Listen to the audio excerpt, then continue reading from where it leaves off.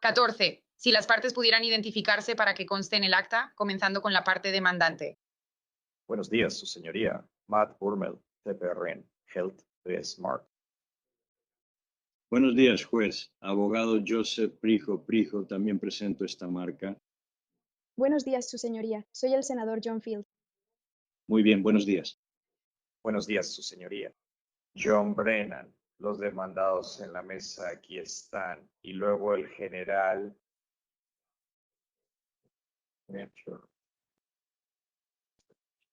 Número de estos en particular. Muy bien, buenos días a todos ustedes. Y entiendo que los peticionarios están en Webex.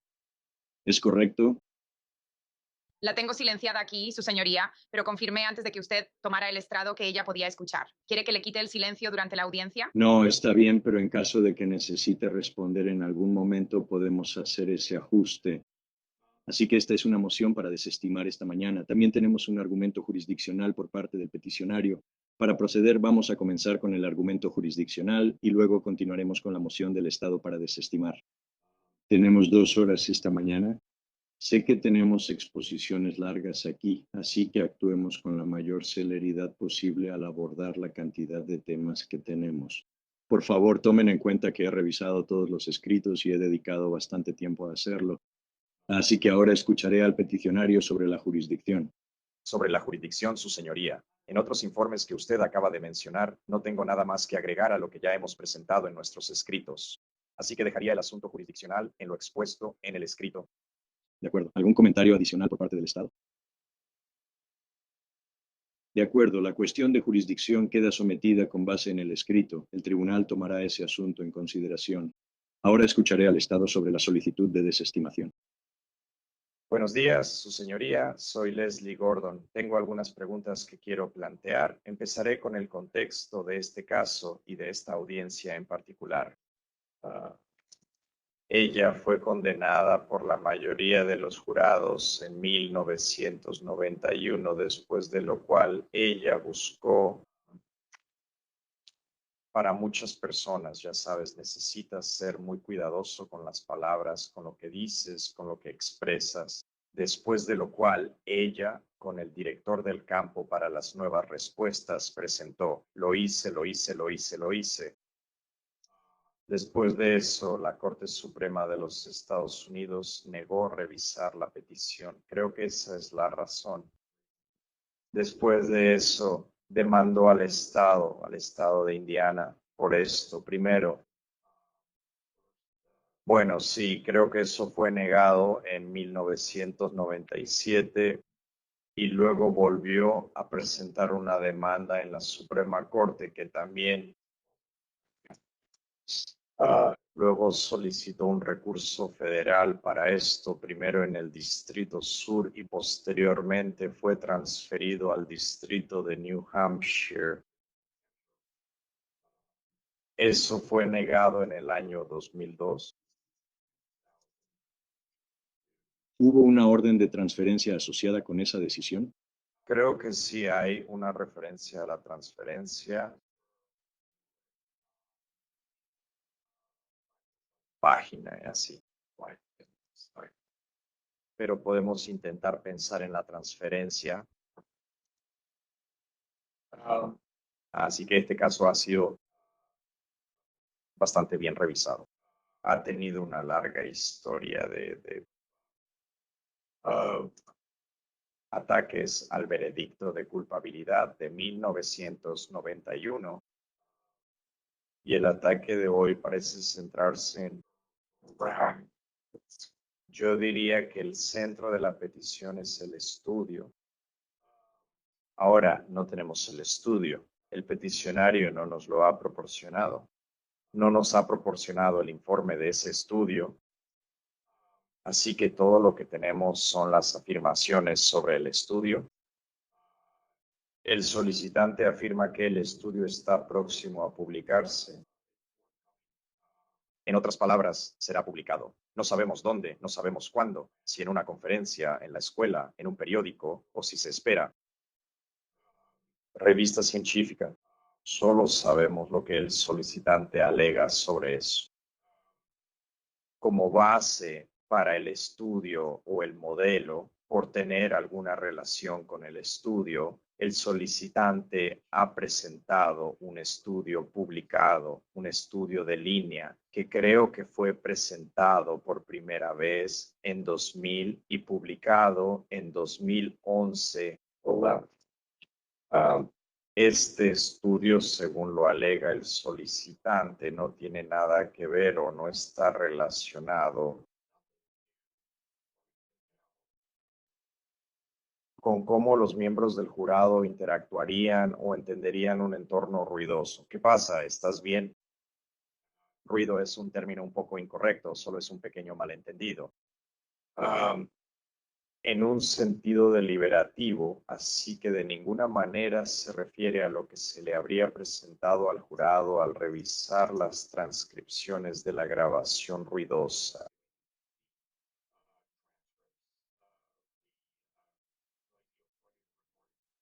Tampoco tiene nada que ver con la capacidad del jurado para corregir sesgos. Lo que se alega es que el sesgo se estableció al leer las transcripciones y escuchar las grabaciones. El peticionario no nos dice de qué manera esto afecta el veredicto ni por qué esto es problemático. Lo más cercano que parece decir es, vamos al 9. En su estudio, cualquiera de los 11 fragmentos. En el último estudio hubo 7 fragmentos. Clip 9 lo discute en la página 94 de la petición. Parece que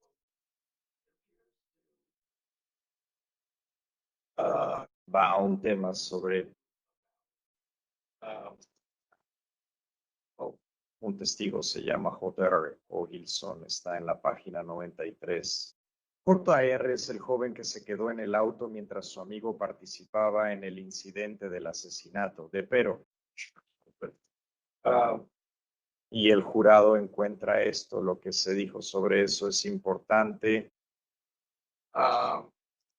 Sin embargo, cuando ves el clip 9, nada de lo que el jurado consideró importante sobre esa grabación, sobre lo que se dijo, se refleja en el clip 9. Así que el clip 9, lo que se dice que puede ser influenciado por el sesgo es por qué Junior actuaría de esa manera. En otras palabras, de hecho, en la transcripción dice que ella se volverá contra ellos y será la primera en delatarlos. En la transcripción alternativa que se dio en el estudio, aparentemente, dice que él empacará y será el primero. Sin embargo, el jurado no dice nada sobre eso. El jurado está preocupado por el hecho de que sabe que JFR sería el primero en delatar a los demás. Así que lo más cerca que parecen llegar es el clip 9 y el clip 9 manifiestamente no tiene nada que ver con el tema que el jurado está considerando. Así que nos preguntamos cómo esto siquiera es relevante para estos procedimientos.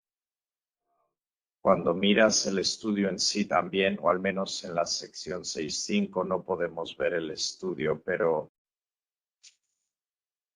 verás que se alega muy poco al respecto. En esencia es muy concluyente. Por ejemplo, no sabemos cómo se seleccionaron los 11 fragmentos. Eso contrasta con el estudio de Lang, que tiene una descripción detallada de cómo se seleccionaron esos fragmentos.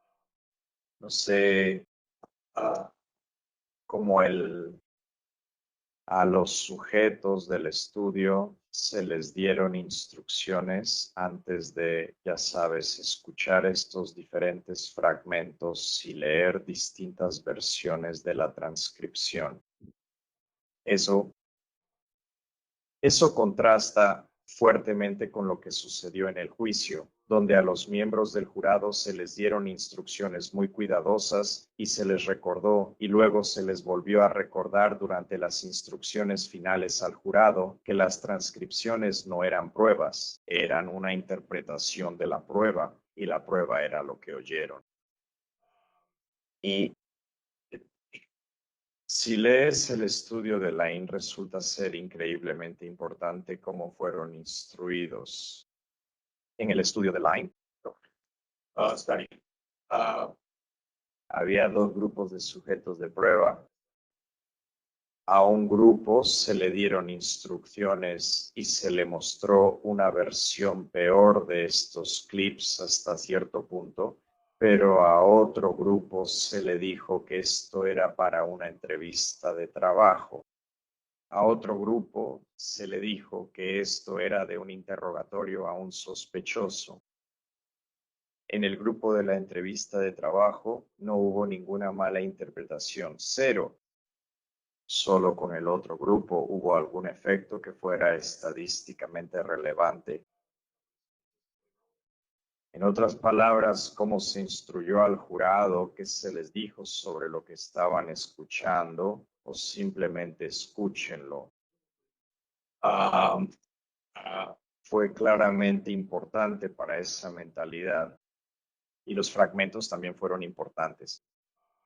En cuanto a un punto del estudio, para que nadie diga, bueno, puede que haya sido que la selección de los fragmentos influyó en este, ya sabes, resultado que ya sabes, nadie del grupo de entrevista de trabajo,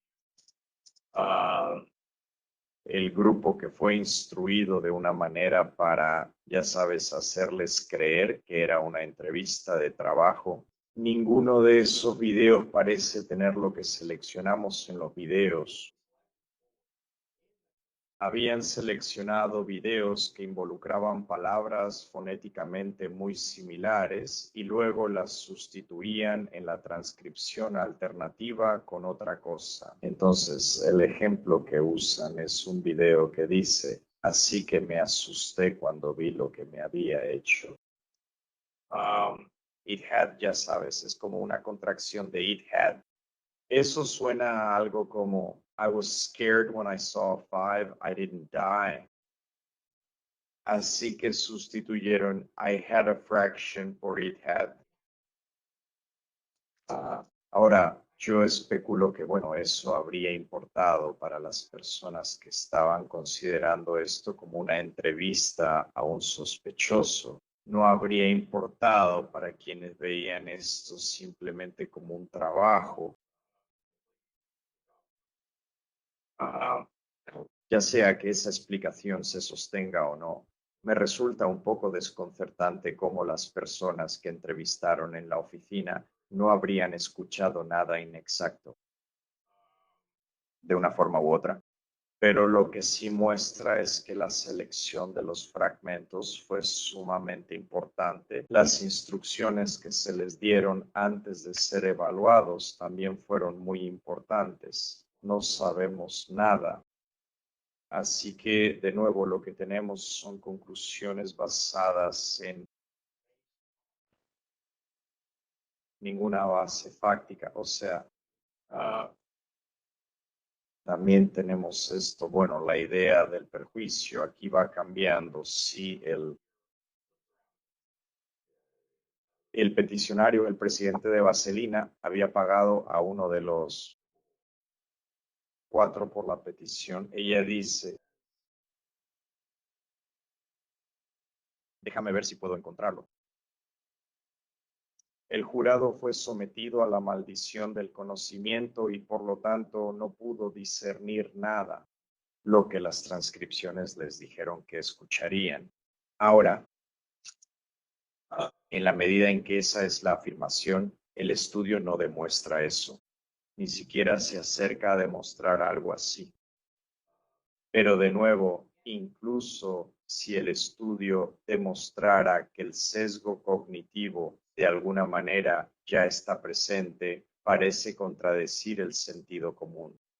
Yo, por mi cuenta en mi celular, recibo un mensaje diciendo que perdí el mensaje de voz. Y esto es lo que decía el mensaje de voz. Voy a leer esa pequeña transcripción. Estoy bastante seguro de que está correcto, pero ha pasado con suficiente frecuencia que no lo hice. Esto le ha pasado a la mayoría de las personas. Y tendemos a escuchar esa voz. Ya sabes, revisas. Ahora, tal vez ya se haya establecido un sesgo cognitivo. No significa que no pueda, al escuchar, decir, oye, no estoy seguro de que eso sea correcto. Así que, como la mayoría de la gente, les llamo volumen y es terrible. Así que presumiblemente es cierto, según lo que alega la contraparte, que ya hay un sesgo. La pregunta, sin embargo, es en el contexto en que se les presentó a los jurados, en el contexto de la deliberación del jurado. ¿Eso hace alguna diferencia? ¿Hace alguna diferencia si lo escucho yo solo en mi teléfono móvil? Pero por alguna razón, parece que ellos están afirmando que sí hace una diferencia. El estudio no tiene nada que ver con eso. Ella simplemente no aborda ese punto.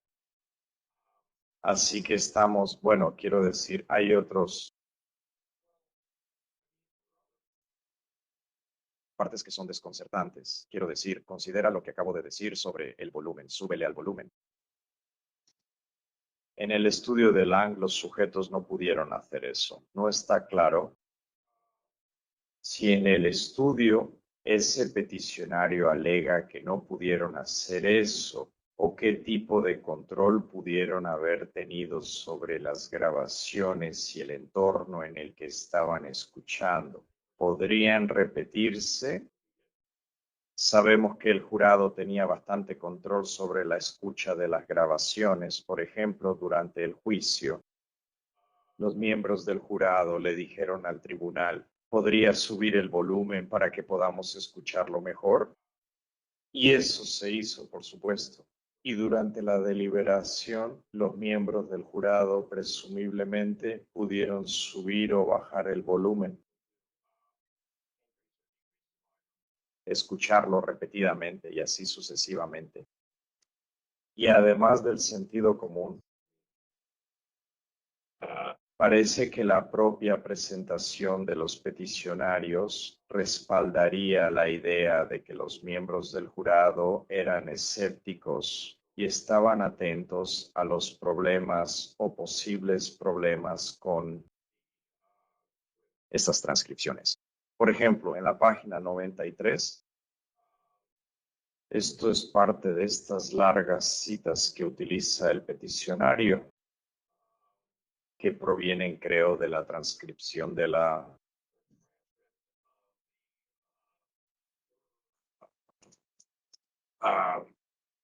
audiencia que se llevó a cabo después del juicio sobre la posible conducta indebida de un miembro del jurado. Y el jurado, el miembro del jurado justo al principio de este gran bloque de cita, dice sobre la transcripción, no sé qué tan confiable sea eso, la verdad. Así que ella está cuestionando eso. Y luego, sobre otra cosa, lo que parece ser otra grabación y presumiblemente otra transcripción en la página 96. El miembro del jurado dice, se trata de ¿por qué Bill no te dijo nada? Ella no está segura de esto, cree que es importante, pero el miembro del jurado dice, tendré que volver a revisar las grabaciones otra vez. Así que está claro que los miembros del jurado están atentos a los problemas en cuestión, o al menos este miembro del jurado estaba atento a los problemas con las transcripciones quizás no siendo precisas y necesitando ser revisadas. Las grabaciones necesitan ser revisadas. Esta situación se parece mucho a lo que me pasa con mi teléfono móvil. Que tengan una buena noche, muchachos. Sé que debo revisarlo, sé que debo ser escéptico y incluso si les concedes eso, que lo que alegan proporciona una base para creer que hubo sesgo cognitivo, no aborda en absoluto el tema, que es ¿Hubo un perjuicio real? No lo dice. Dice que tal vez escucharon mal algo. Tal vez no corrigieron. Tal vez no lo arruinaron. Pero eso no es un número, perjuicio real, que es lo que están alegando. Ahora, bueno, si su señoría hace preguntas, lo diré. El resto de los errores. Representado el asunto de los ups, en efecto, es Calvin Klein. Hay alegaciones de errores en el juicio.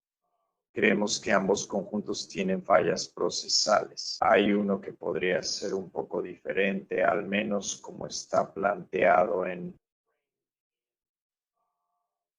la objeción a nuestra moción, planteada de manera un poco diferente en la petición, pero en la objeción a nuestra moción. El tema de la publicidad previa al juicio que afecta al resultado del juicio, que fue litigado completamente ante la Corte Suprema de Nuevo Hampshire, toma un giro en la respuesta y se argumenta como un verdadero prejuicio, una alegación de prejuicio inherente. Eso está ligado a la entrevista con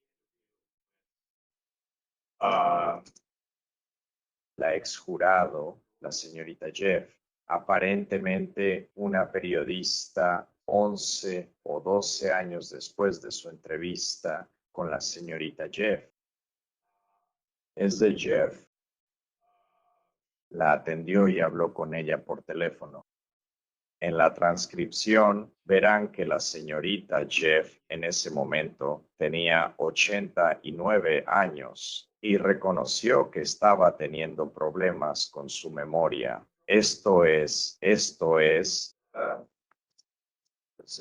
Bueno, no numeraron las páginas, pero está muy cerca del final o supongo que es una transcripción parcial que nos dieron, donde la señorita Jeff dice, sé lo que fue un robo y dice que hay muchas pausas notadas, ya está algo mayor y a veces hay un poco de esto, se quedan en silencio. Así que Jeff está explicando por qué ella fue seleccionada para integrar el jurado en primer lugar. Y ella dijo, creo que es porque ya tenía experiencia previa en jurados. Estuve en un caso de homicidio por negligencia y ella simplemente no podía recordar cuál caso era, pero lo recordó después. Cuando llegamos a lo importante de esta entrevista, resulta ser una sola frase, donde aparentemente en la misma frase o, ya sabes, en la misma oración, pero de todos modos, Jeff lo dijo.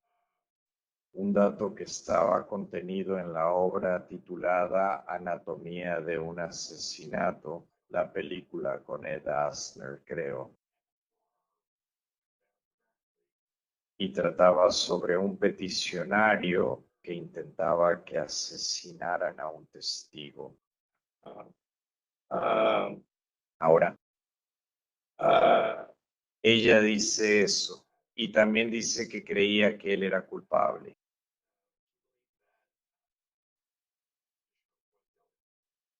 Ella no dice por qué, todo va a estar bien. Ella simplemente dice esto en la misma oración. Esto creemos que es una base demasiado débil para revisar este caso 35 años después del juicio conjurado. Hasta donde podemos ver, esos son términos sin explicación según la transcripción que nos dieron. No establece ningún evento digno de noticia.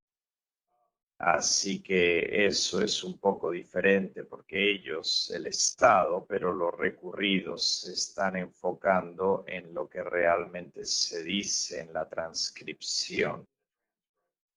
Creemos que el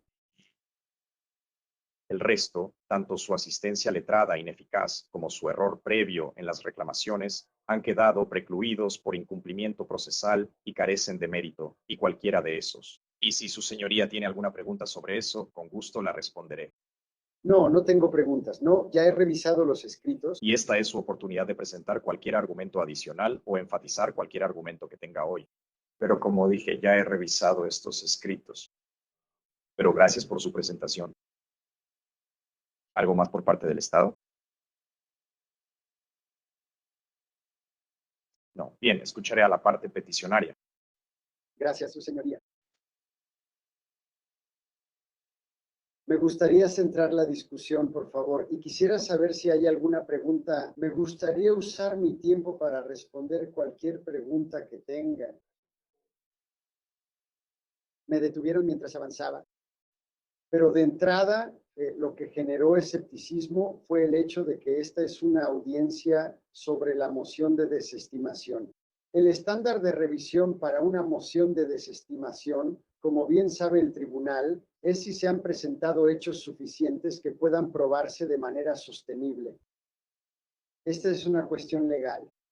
Los hechos que presentamos se asumen como ciertos. Y bajo esa suposición, no estoy preguntando si deberíamos o si vamos a ganar el asunto, sino si podríamos darle fundamentos suficientemente sólidos, que las exigencias del Estado de que presentemos todas las pruebas no es el estándar estatal. Simplemente tenemos que presentar alegaciones adecuadas, alegaciones debidamente fundamentadas, que luego nos llevarán a una revisión fáctica o probatoria. Así que el Estado pasa mucho tiempo impugnando si los hechos que hemos alegado, debidamente alegados, son ciertos o respaldan el asunto. Y esa no es la cuestión aquí. Ese umbral en una moción de desestimación es mucho más bajo, simplemente es un estándar de notificación. Creo que el Estado está suficientemente informado de que la manera en que pretendemos presentar nuestro caso es que hemos proporcionado respuestas suficientemente extensas. Entonces, me gustaría repasar si hemos hecho lo que se requiere de nosotros para simplemente avanzar hacia la audiencia probatoria, la cual nos gustaría usar para presentar la evidencia que traemos aquí.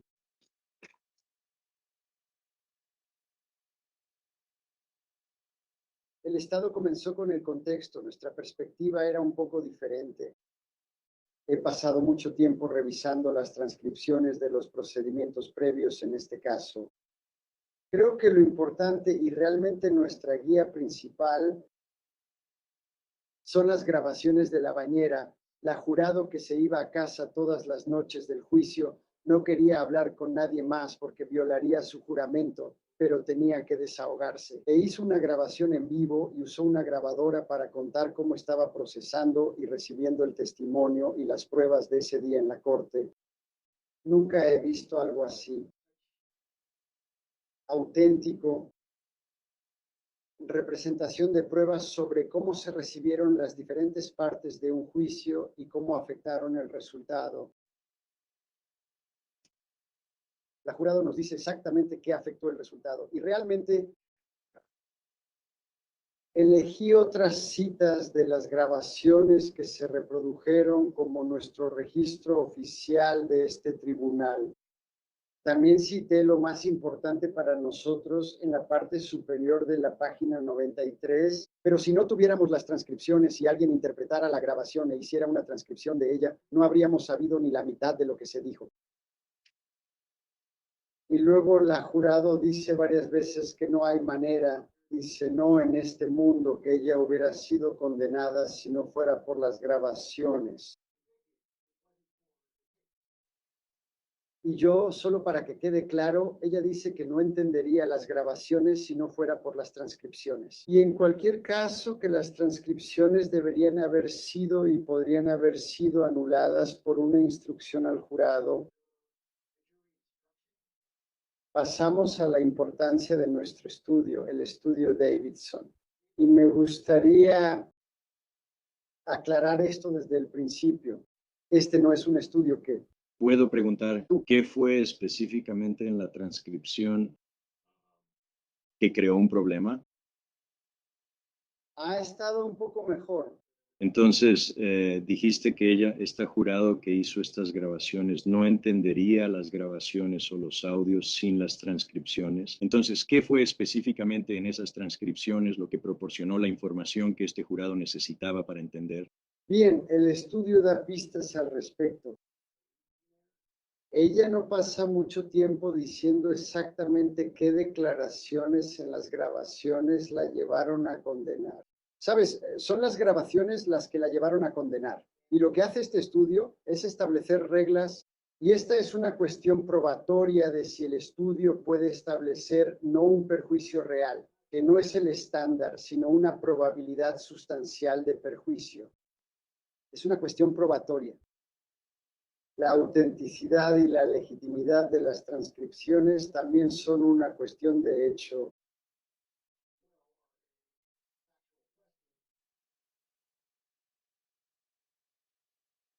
El estudio, según lo entiendo, fue claro. No tuvimos nada que ver con la creación ni el análisis de la transcripción.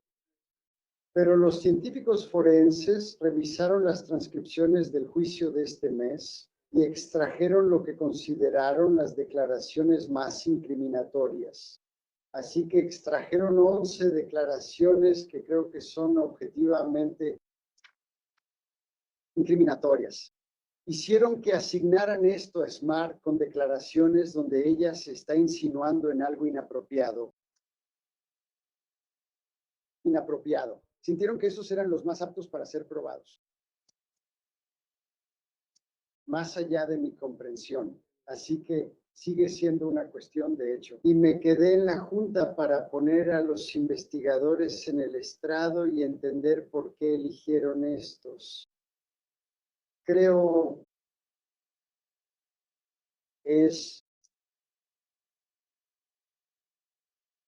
También quiero dejar en claro que el Estado se ha aprovechado de que esto sea un procedimiento civil.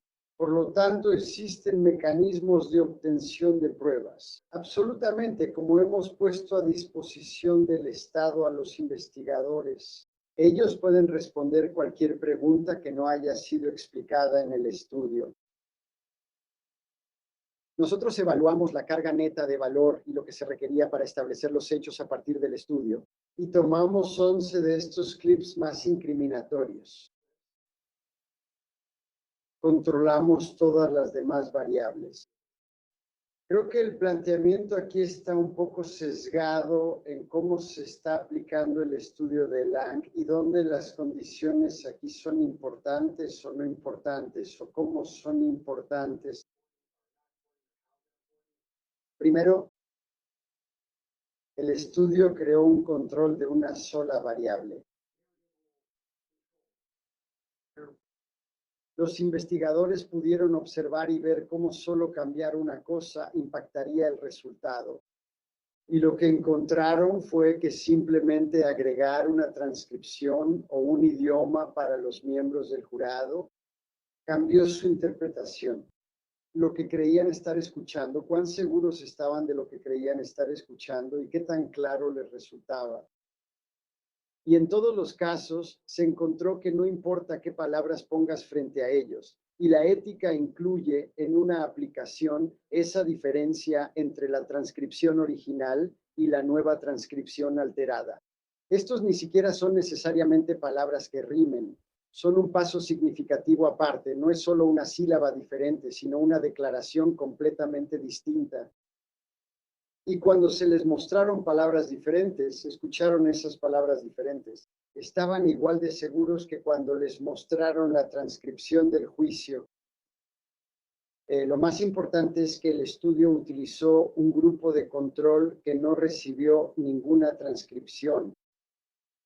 Esto demuestra que, sin ninguna palabra frente a ellos, simplemente quitando la transcripción, las palabras que se pusieron frente a los jurados en 1991 no fueron escuchadas por este grupo de control. Lo que eso nos dice es que no hay una verdad absoluta sobre lo que hay en las grabaciones. No hay nada descifrable en las grabaciones. Pero cuando le dices a alguien lo que está escuchando, creas esa expectativa y ese sesgo y terminará oyéndolo. Donde los estudios que se critican en comparación con el estudio de Lang, creo que es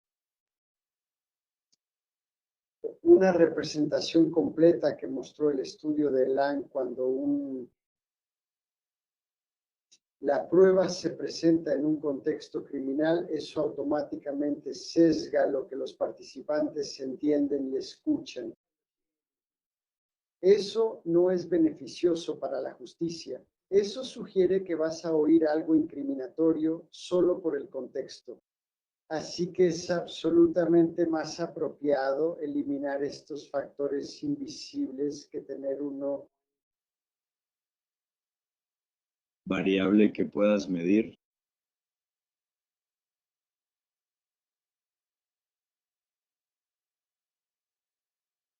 De nuevo, nosotros no buscamos que se realizara este estudio. Yo estaba haciendo mi investigación, trabajando con un investigador sobre este concepto de sesgo cognitivo y hablando con el investigador principal de este estudio. Si los hechos en este caso podrían ser significativos o haber afectado la atención del jurado a las grabaciones. Y ellos estaban interesados en realizar un estudio por su cuenta. En ese momento les proporcioné las grabaciones que recibí del Estado y ellos siguieron adelante con eso. Nosotros no tuvimos nada que ver con el diseño. Y ellos preregistraron todo para mantener la autenticidad e integridad en sus resultados. Pero ¿cómo llevaron el proceso de principio a fin? Sería una pregunta para ellos. En ese sentido, esto es algo muy diferente y científicamente sólido. Un resultado que superaría una hipótesis anecdótica sobre nosotros mismos. Los controles ahí también son muy diferentes. Sabes, la IA está avanzando a una velocidad increíble, pero no voy a confiar inherentemente en lo que sé que es IA versus. Como establecimos en nuestra petición, la jurisprudencia respalda el hecho de que cuando el fiscal del Estado en el estrado dice algo al jurado, ellos lo reciben, con el sólido respaldo del gobierno, pero estas son dos analogías muy diferentes. No es una analogía basada en uno solo. Así que al tratarse de algo sometido a prueba con un tamaño de muestra significativo, hubo una revisión científica de varios cientos, 91 participantes aleatorizados. Lo mejor que pudieron hacer fue igualar la muestra del jurado lineal de la año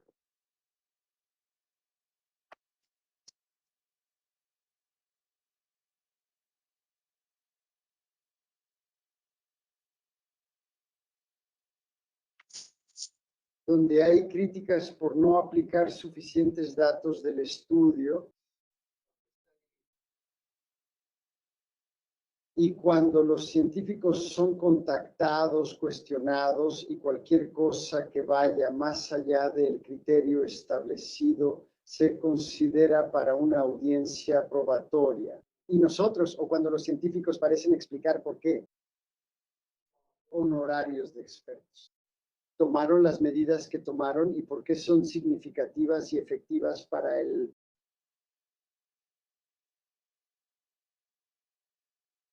tribunal. También estoy en desacuerdo con la aplicación de la preclusión por parte del Estado.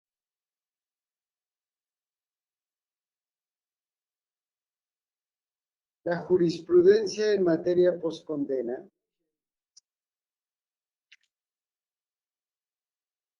de adelante hacia adelante, lo que de adelante hacia atrás sí establece una aplicación limitada de la preclusión. Bueno, En 1990 o 1989 se estableció que presentar la misma impugnación probatoria era inapropiado. Así que donde el peticionario en ese caso argumentaba que la evidencia no debía haberse aplicado porque no se le había divulgado esa prueba. Esta impugnación no fue aceptada. El tribunal determinó que no hay perjuicio porque ya se estableció que tenías marihuana. Esto solo está introduciendo un poco más.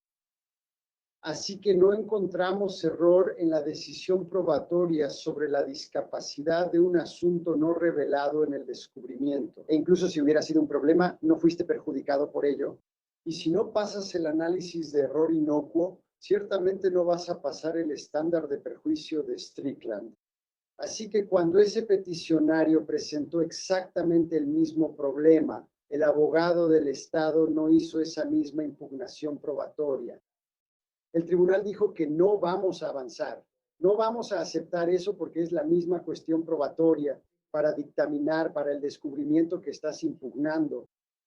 Es una pérdida de nuestro tiempo. Además, no fueron errores inofensivos ni tampoco puede ser perjudicial. Pero si alguno,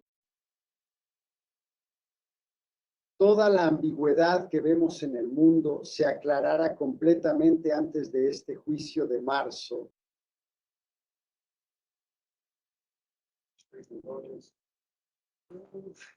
ya sabes.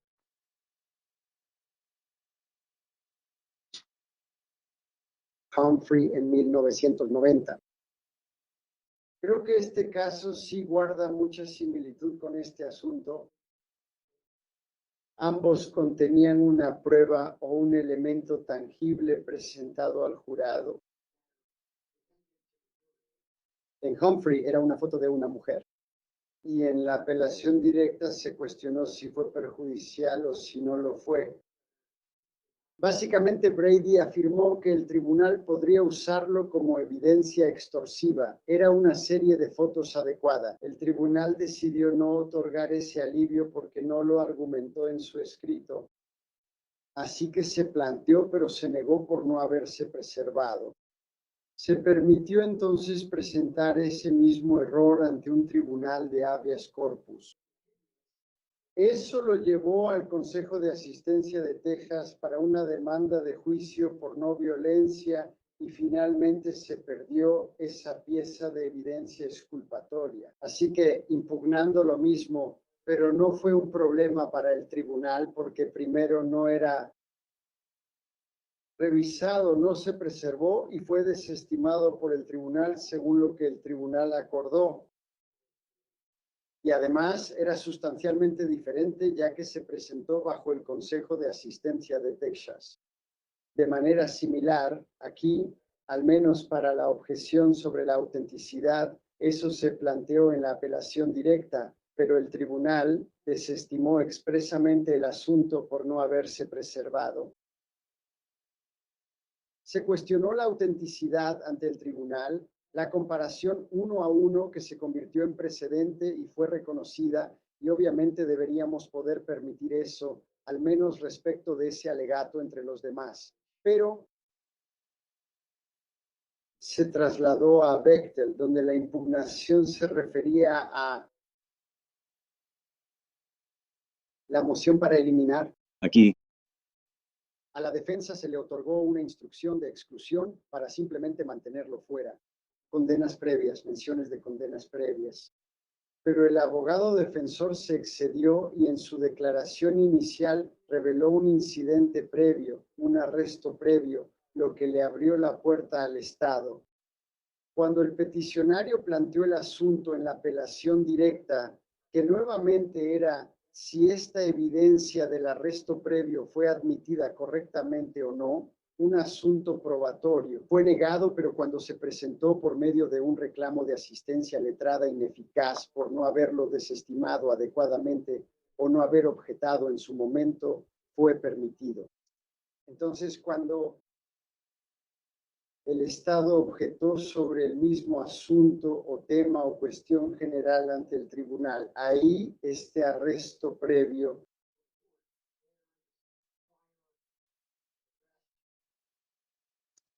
suena bastante similar a nuestro asunto de la transcripción, porque aceptamos que en la apelación directa la base probatoria de la objeción para excluir las transcripciones fue si había duplicidad de voces.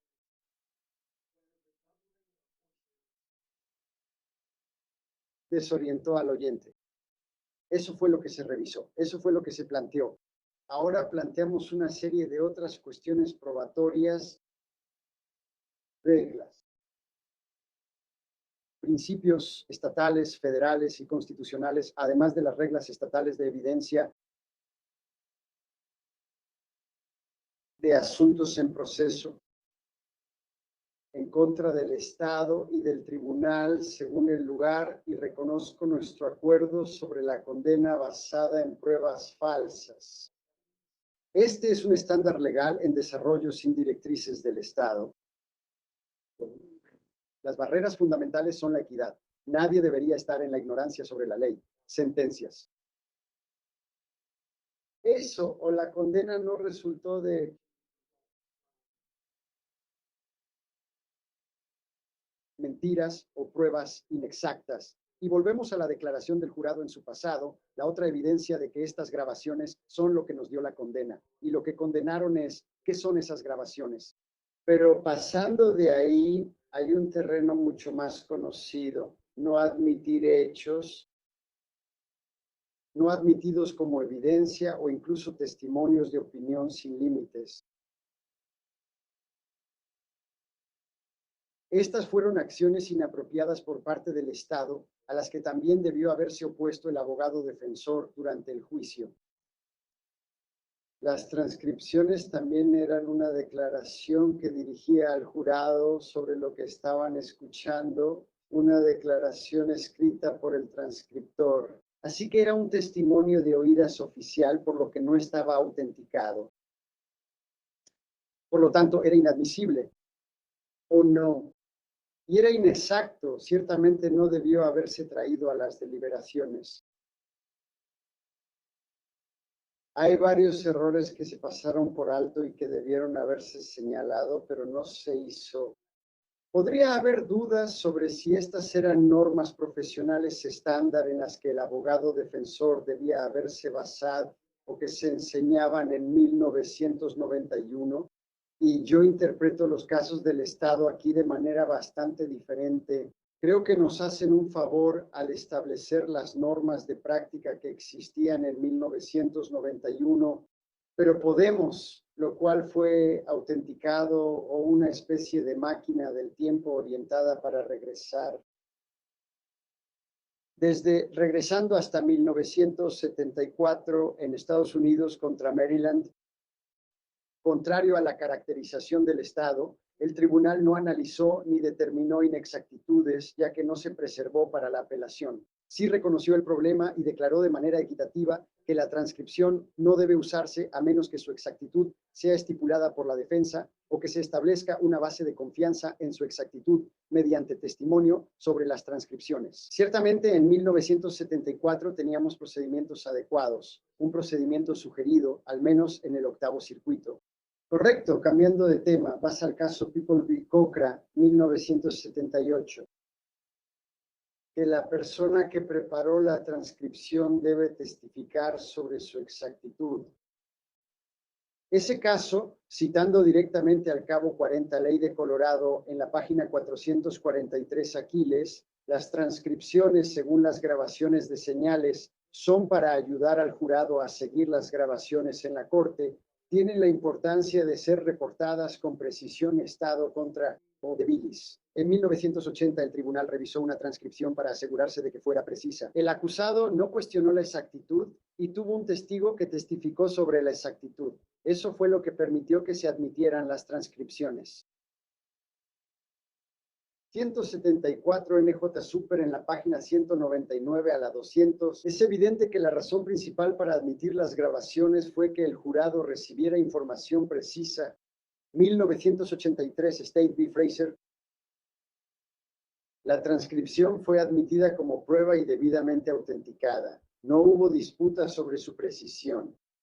Ese tribunal afirma que los jueces de primera instancia deben seguir siendo conscientes del potencial de sobrevalorar la importancia de dicha evidencia y deben evitar que esas pruebas lleguen al jurado si se considera que son perjudiciales. Hemos hablado sobre los antiguos informes de la Mancomunidad de Inglaterra y supongo que pasamos mucho tiempo allí, pero el tribunal sostuvo que antes de que se pueda usar una transcripción, su precisión debe ser aceptada por ambas partes. Luego el juez del juicio debe verificar la precisión antes de entregar la transcripción al jurado encontrarla después de la revisión por parte del jurado o recibir pruebas del transcriptor. ¿Cuál es su respuesta si la Suprema Corte ya ha tratado este asunto de la transcripción en apelación? Lo siento. ¿Cuál es su respuesta a la postura del Estado de que esto ya ha sido tratado por la Suprema Corte? El asunto se limitó solo a eso y ahora Sobre la autenticación y por lo tanto este es un tema aparte y puede ser planteado. Esa es nuestra postura. decir, si pudieron hacerlo caso por caso, pero no lo hicieron. Hubo alrededor de 22 casos que se mencionaron, no los presentaron como el Estado, como una vista más cercana. Inserciones y corchetes, ensalada colectiva. Las personas que Brown representaba consideraban apropiado traer las transcripciones a las deliberaciones cuando expresamente no estaban en ese caso. Se consideró un error que no aprobáramos la manera de presentación, pero lo permitieron porque los dos acusados testificaron declaraciones justificadas y no dieron ningún respaldo para mostrar alguna precisión. Su declaración Ogen se presentó el procedimiento estatal y todo a través de salvaguardas que no se aplicaron aquí y poder presentar tu propio jurado, no dejar entrar solo ese, no poder entrar a las deliberaciones y 1, 2, 3, 4, 5, 6, 7, 8, 9, 10, 11, 12, 13, 14 casos más que tienen que pasar por eso, pero establecieron salvaguardas claras, no una sola que encuentre todo inexacto. Sin ser cuestionado, las transcripciones impugnadas nunca han sido muchas para un jurado o para él. Noticias de que se estipuló si fueron verificadas en cuanto a su autenticidad. Los casos se determinó que había errores inocuos o cuando era inexacto, algunos se abordaron. Los veremos. Entonces, con el punto de estar en desacuerdo con la norma de procedimiento estándar vigente en ese momento, y hoy eso no se siguió. Entonces, en realidad, esa evidencia física para determinar si el abogado del juicio no respondió a un desafío o lo propuso ante el tribunal, no coincidía con los estándares contemporáneos para las transcripciones de la época. Lo importante, un caso importante donde tenemos que ser escépticos sobre si hubo una estrategia de juicio. En última instancia, el abogado defensor no quería que las transcripciones se incluyeran. Él sí objetó la duplicación, pero simplemente no objetaron por ese fundamento adecuado. Así que no hubo una estrategia de juicio conforme a los estándares. Profesor Morgan en ese momento. Este estudio está demostrando perjuicio.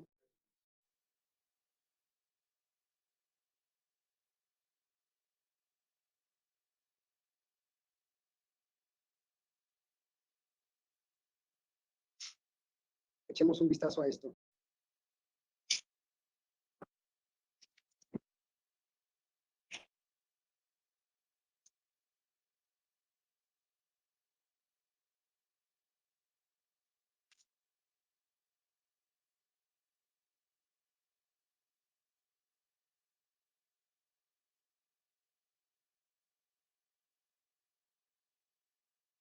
¿Hay alguna otra pregunta sobre el asunto de la transcripción? No lo sé. Esto es en respuesta a... No. El punto es que el acusado apoyaría al...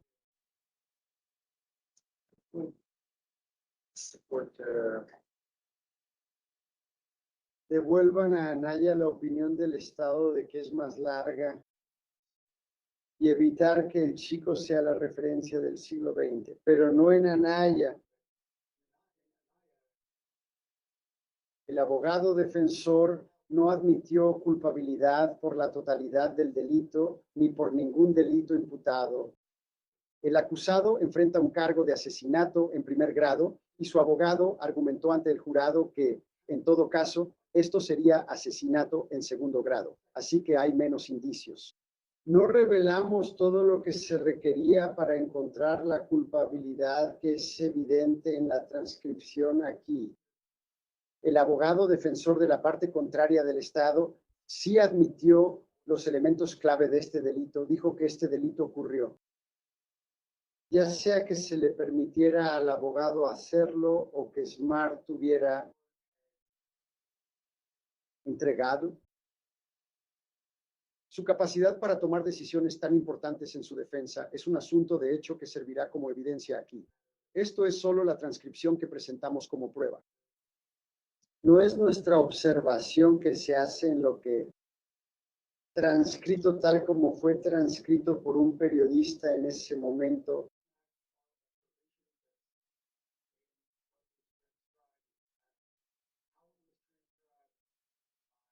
También tenemos, como dijo Robert, con revisión sobre eso.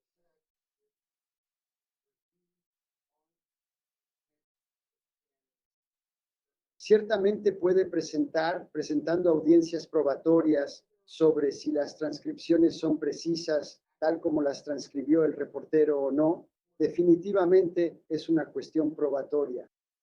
¿Algo más que te gustaría inferir de lo que sugieren las grabaciones? Además, tengo que recomendarlas. Nuevamente, hay preguntas que se descartan dentro de incidentes reales de prejuicio o error al presentar que influyeron en la culpabilidad final. Por que desde la sala del tribunal, que está siendo reconocida en este caso para salir solo un poco ahora,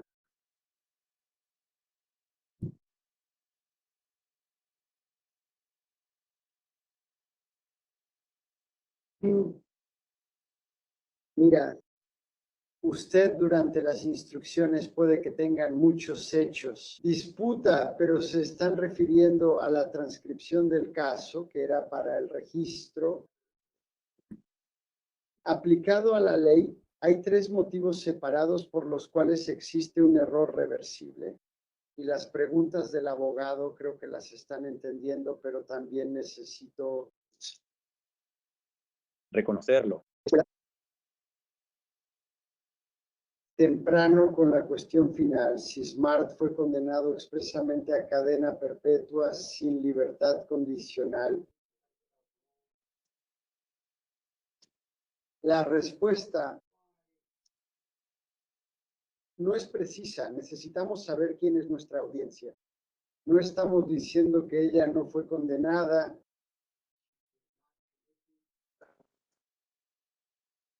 Cómplice de asesinato en primer grado, absolutamente fue condenada como cómplice de asesinato en primer grado, tal como se declaró en la acusación al inicio de las instrucciones al jurado del juicio, pero recibió una sentencia por asesinato en primer grado. Esta es una distinción sumamente importante que sí reconocemos. Verás, el asesinato en primer grado conlleva una sentencia obligatoria. Y un acusado que fue cómplice puede ser acusado del delito subyacente mediante la responsabilidad como cómplice bajo una teoría de complicidad. Así que si fuiste cómplice, puedes ser condenado por asesinato en primer grado. Así no fue como este Estado decidió presentar el caso, ni como la señorita Smart fue acusada y condenada. Ella fue condenada por otro delito, ese otro delito mal formulado que yo creo está sujeto a cadena perpetua sin libertad condicional porque puede conllevar la pena del delito subyacente, pero es un delito separado. No más de 18.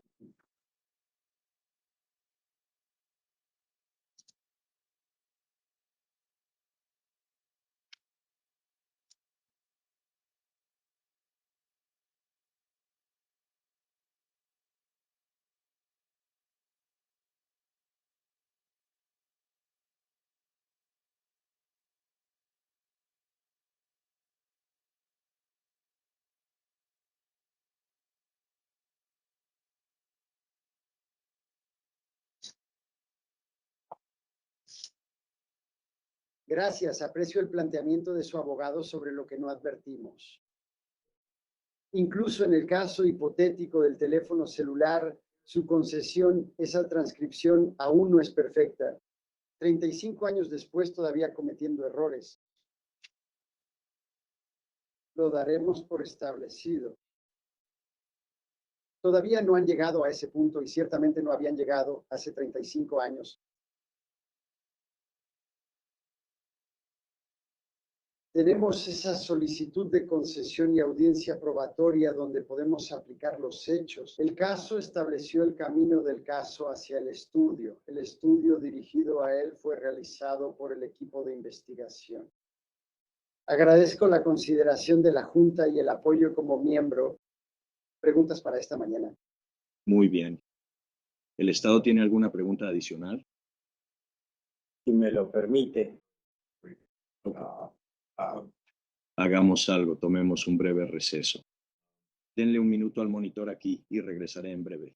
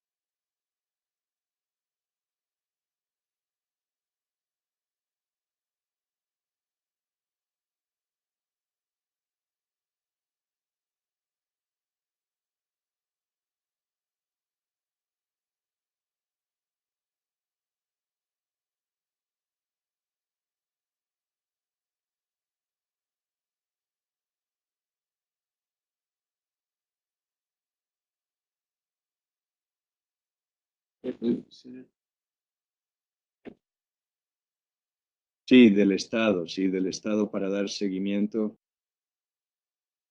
Así que, de nuevo, solo brevemente, gracias, su señoría.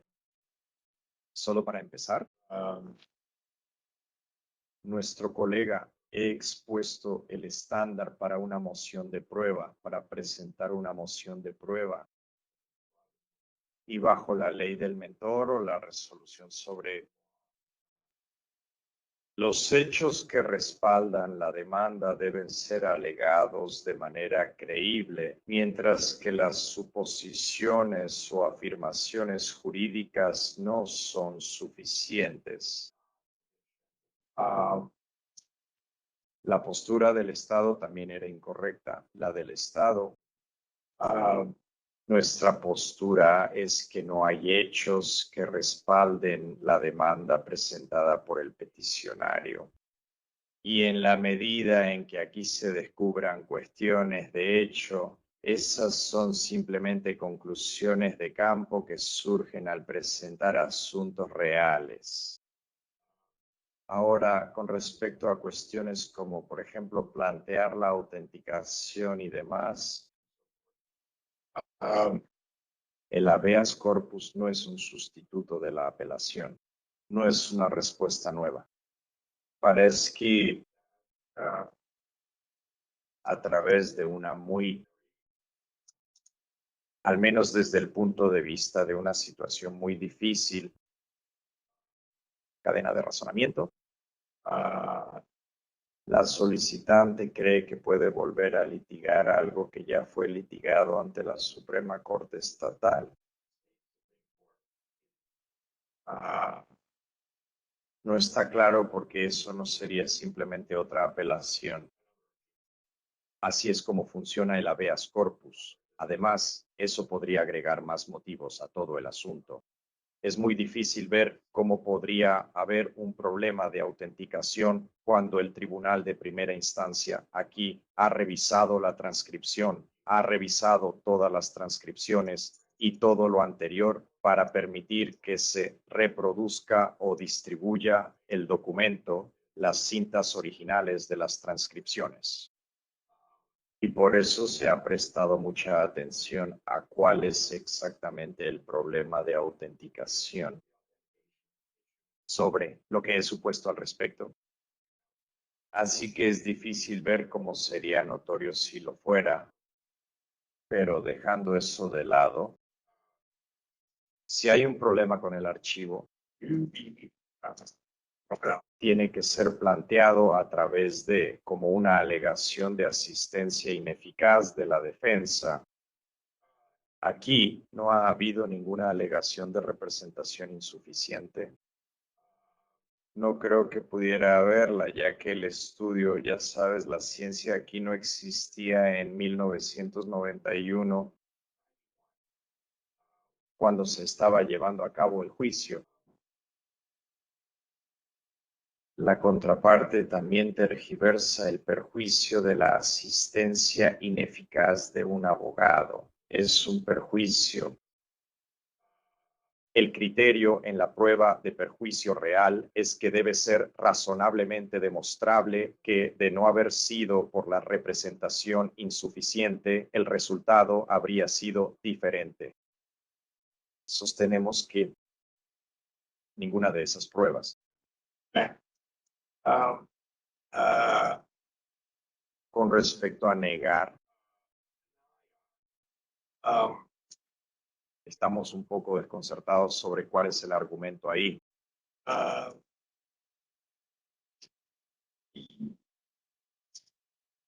Según la ley de New Hampshire, alguien condenado como cómplice de asesinato en primer grado ha cometido asesinato en primer grado.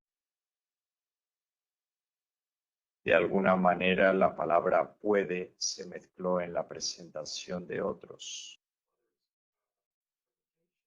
Pero no es cuestión de cómo el Estado tipifica el delito. Tiene que ser un hecho jurídico según la ley de Nuevo Hampshire. Así que estamos algo desconcertados. Si tienen alguna otra pregunta, simplemente nos atenemos a nuestros escritos y guardamos el resto de nuestro tiempo para el final. Creo que ya respondió las preguntas y respondió a fondo a la presentación del peticionario. Permítame escuchar cualquier cosa adicional de la Peticionaria como réplica al Estado.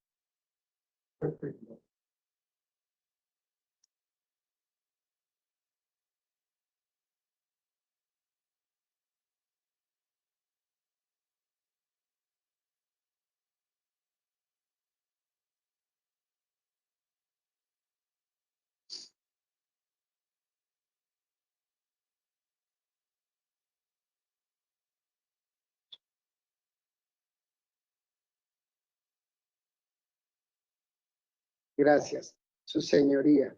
Gracias, eso es todo por el tema, por favor. En la medida en que la autenticación de las transcripciones sea, ya sabe, una cuestión, no consta en el expediente de ninguna manera, pero si eso es una verdadera disputa, sería una cuestión real que deberíamos reservar para una audiencia probatoria. ¿Basa eso en lo que acaba de manifestar el abogado, en que el tribunal lo revisó antes de presentárselo al jurado? Sí, el expediente sí lo refleja. Supongo que no tiene un retraso de 10 segundos, pero el juez sí mencionó que era muy difícil escuchar y que el jurado no captó todo en la primera vez, que no tenían autenticación constitucional ni precisión, en línea con la serie de casos de transcripciones que estaban ante el tribunal. También estoy en desacuerdo con que no hay ninguna ley que yo haya visto al venir aquí al estrado o en mi mejor intento al buscarla en Google allá afuera. En Nuevo Hampshire no vi ningún caso que diga asistencia efectiva de un abogado, lo siento. El habeas corpus solo puede plantear la asistencia ineficaz de un abogado. Las leyes estatutarias derivadas de eso dicen consistentemente que se puede plantear cualquier error constitucional perjudicial. Este mecanismo no está restringido de ninguna manera solo a la sexta enmienda ni a la asistencia ineficaz de un abogado, ¿verdad? En la medida en que un asunto esté sujeto a una disputa que no pueda plantear esa asistencia ineficaz de un abogado, agradezco que el Estado reconozca la pertinencia de la asistencia ineficaz de un abogado. También me gustaría mencionar que el caso más reciente y relevante sobre asistencia letrada ineficaz en New Hampshire, el caso Ballard, dice específicamente que no tienes que presentar una reclamación por asistencia letrada ineficaz al principio del proceso. ¿Sabes? Si lo mejor es presentar un habeas corpus porque ya han adquirido pruebas hechos fuera del expediente.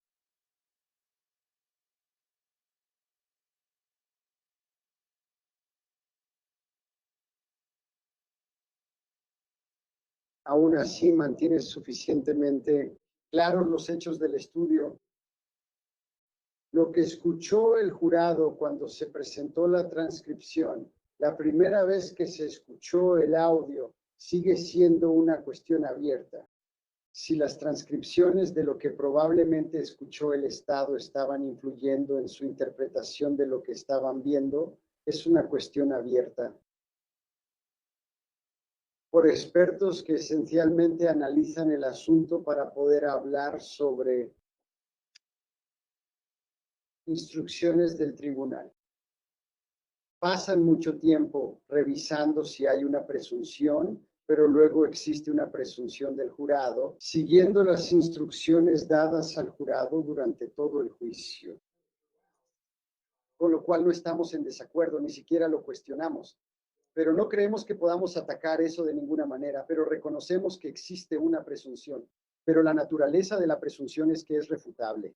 Y ahí es donde entra el argumento fáctico. Hemos alegado que hemos presentado pruebas suficientes de que en esta situación esa presunción no puede seguirse. el peso del sesgo cognitivo que se impone bajo las condiciones que se presentaron al jurado. Si cumplimos con esa refutación, también sigue siendo un hecho que es mejor determinar en una audiencia probatoria. A menos que el tribunal tenga más preguntas, agradezco su consideración. Nos veremos en el resto del camino. ¿Algo más por parte del Estado? Su señoría, creo que debo corregirme, debo haberme expresado mal. No es la posición del demandado que cada alegato de asistencia letrada ineficaz pueda ventilarse en habeas corpus y bajo la ley estatal de Nuevo Hampshire.